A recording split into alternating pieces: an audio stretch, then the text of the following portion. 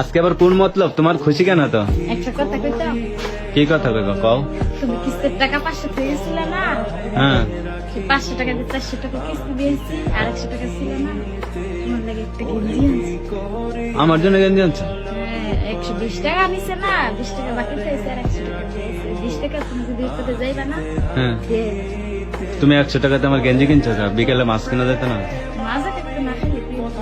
হ্যাঁ মাজা কাটতে না খাইলে কি হবে? কিছু হবে না। না, তুমি গেঞ্জি কিনে আনছো? খাই দেবো।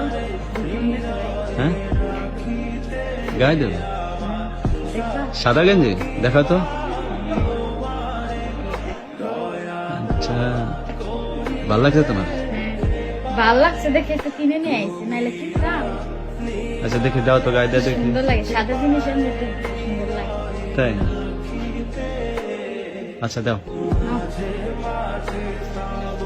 এই দেখছো অনেক সুন্দর দেখা যাচ্ছে, কেমন দেখা যাচ্ছে? অনেক সুন্দর দেখা যাচ্ছে। আর সুন্দর দেখা যাচ্ছে।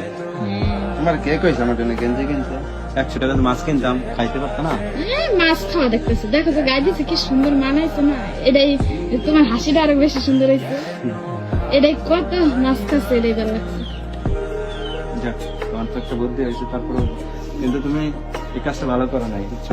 কি ভালো করি নাই? আবার সময় এরকম গেঞ্জি কিনছো। হ্যাঁ?